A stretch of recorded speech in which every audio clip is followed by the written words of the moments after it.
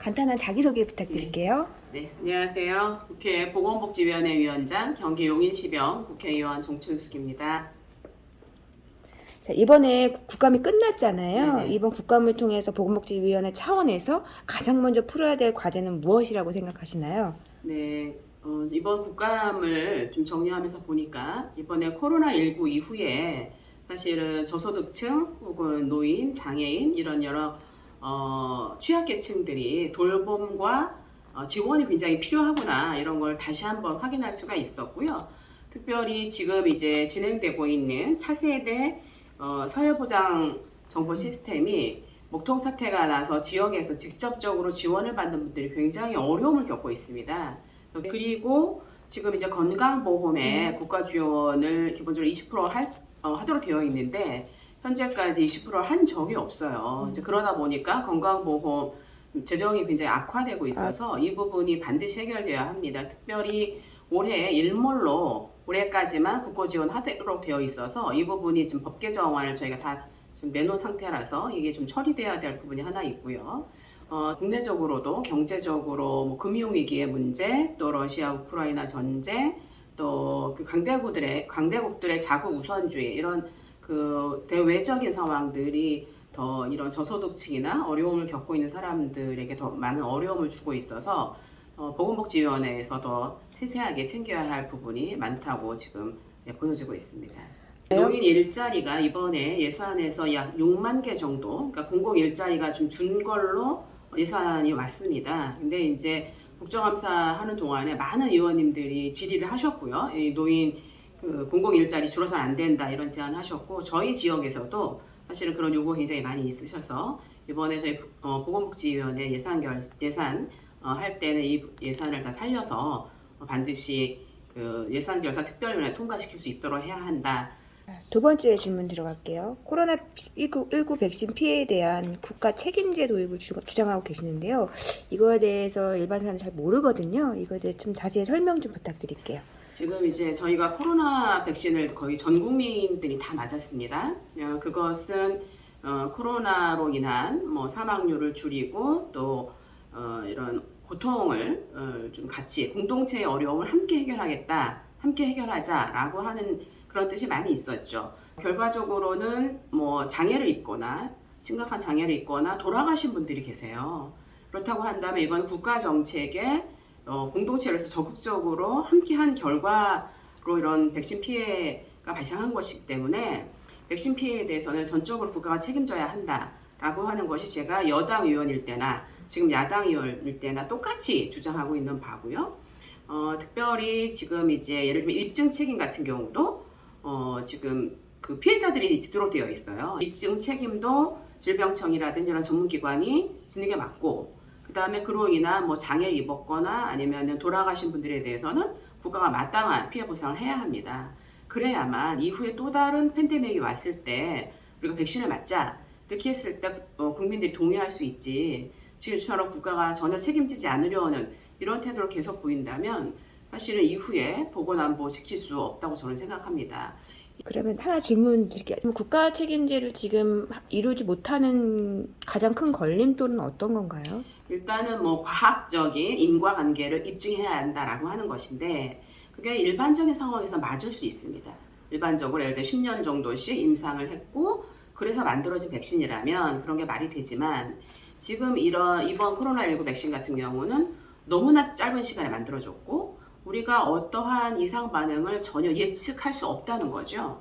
그렇다고 한다면 이 전제가 굉장히 잘못된 겁니다. 그렇기 때문에 사실은 과학적인 인과성이라고 하는 것 자체가 전제 자체가 굉장히 문제가 있고 또 그 인과성을 개인이 밝히는 것은 거의 불가능하고 있고 또 한 가지는 처음에는 인정되지 않았던 인과성들이 갈수록 확대되고 있습니다. 저는 인과성 입증이라고 하는 그것도 전문가들이 당연히 해야 되고 피해자에게 너희가 인과성 입증해갖고 와 이렇게 하는 건 말이 안 되고 그리고 무엇보다도 이거는 국가의 어떤 정책을 공동체를 위해서 함께 책임을 졌던 것이기 때문에 피해자들이 겪고 있는 여러 가지 문제들을 우리 공동체가 같이 해결한다라고 하는 측면에서 현재 지금 보건복지위원회 여러 법안들이 지금 제출이 되어 있는 상태입니다. 이런 제도가 도입이 된다고 하면 이미 뭐 사망했거나 중증 후유증을 갖고 계신 분한테도 보상이 되겠지만 앞으로 다른 감염병이 왔을 때도 국민들이 안심하고 그렇죠. 주사를 맞을 네. 수 있겠네요. 네. 감사합니다.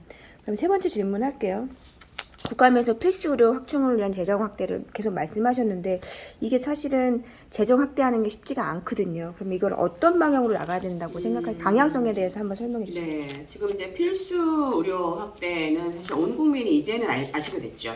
우리가 코로나19 굉장히 이 어려운 상황 속에서 의사들이 막 파업을 하고 이러면서 국민들이 굉장히 우리나라 의료전이 되게 부족하구나 이런 걸 알게 되었고, 최근에 발생한 아산 병원의 간호사 사망 사건 같은 경우가 우리나라 필수 의료라는 게 얼마나 지금 심각한 위기 상황에 있는지를 보여주는 그런 예입니다. 그렇기 때문에 우리나라에서 이 필수 의료가 확충되어야 한다라고 하는 거는 국민적 동의가 충분히 있었고, 그러기 위해서는 뭐 재정적인 측면으로 본다면 건강보험에 대한 국가보조 20% 하는 거 이거 당연히 해야 되는 게 하나 있고요. 또 한 가지는 지금 건강보험 중에서 약제비가 차지하는 비율이 한 25% 정도 되거든요. 그래서 이 약제비를 적정하게 우리가 통제할 수 있다면 건강보험이 굉장히 좀 그 재정이 좀 더 건전해지는 데 영향을 미칠 수 있고, 또 한 가지는 지금 여러 의원님들이 저도 마찬가지인데 법안을 냈는데, 예를 들면 면대 뭐 그 약국이라든지 혹은 뭐 그 사무장 병원이라든지 이런 건강보험이 정말 굉장히 불법적인 방법으로 누수가 되고 있거든요.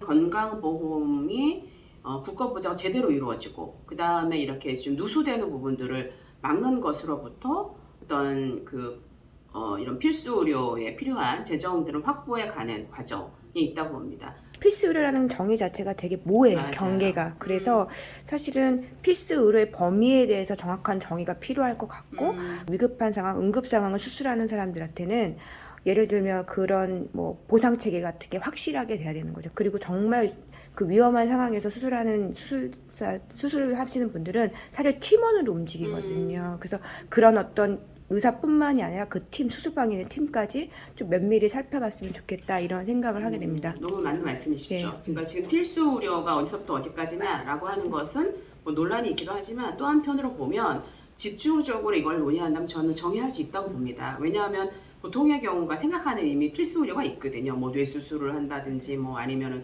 심장 수술을 한다든지 이런 우리가 알 수 있는 부분들이 있고요. 또 한 가지는 수가가 적정한 수가가 있어야 되는데, 예를 들면 수가를 어떤 형태로 줄 것이냐.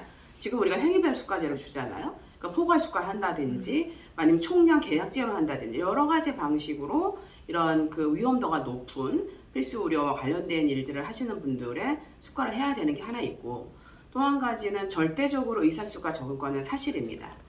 이와 관련해서도 제가 보건복지부에도 요청했는데요. 그 의정 협의를 빨리 진행을 해야 합니다. 지금 지난 2년 동안 거의 진행된 게 없어요. 제가 보고를 받아봤는데 이 부분도 같이 이루어져야 되는 부분이라고 생각합니다. 네, 그래서 앞으로 이제 보건복지부 위원장님 중심으로 해서 모든 의원들이 이제 필수 의료 관련된 거는 조금 더 면밀히 살펴봐 네, 주시고, 맞습니다. 그리고 앞으로 이거는 꼭 필요한 거거든요. 국민 네. 건강을 위해서. 그래서 조금 더 기대하고 있겠습니다. 네. 다음 마지막으로는 그 의원님께서는 사실 한국 여성의 전환에서 한결같이 여성의 신장 권익을 위해서 봉사를 하셨거든요. 네. 헌신하시고.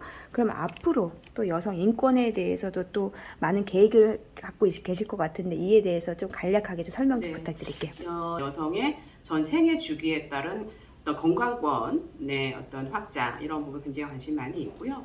또 그 외에도 뭐 여성들이 또 의사결정 구조, 그러니까 예를 들면 보건의료에서 주요한 의사결정 구조에 어떻게 들어가고 있는지 이런 것도 좀 살펴보려고 하고요. 그래서 사실은 눈에 잘 보이지 않는 여성들의 권리와 관련된 부분들을 더 좀 잘 찾아가고 실질적인 대안을 만들어 보려고 지금 계획하고 있습니다.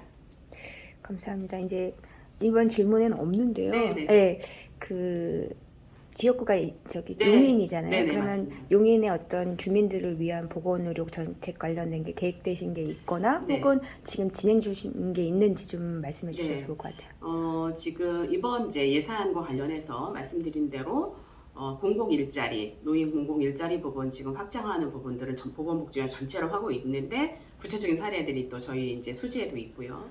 또 하나는 지금 이제 우리 보건소에 치매 안심센터가 보건소랑 따로 있어서 이게 예를 들면 상가 안에 있어가지고 문을 일찍 닫는 거예요. 그래서 보건소 확장해야 되는 문제가 있습니다. 제가 이거는 그래서 우리 이제 용인 수지에 보건소를 좀 확장해야겠다. 그래서 지금 예산 확보를 시작했습니다. 네, 감사합니다. 앞으로 이제 보건복지위원장으로서 또 용인 지역구의 국회의원으로서 그 우리나라 국민 건강을 위해서 늘 애써주시고 또 노력하시는 모습 기대하겠습니다. 감사합니다. 네, 감사합니다.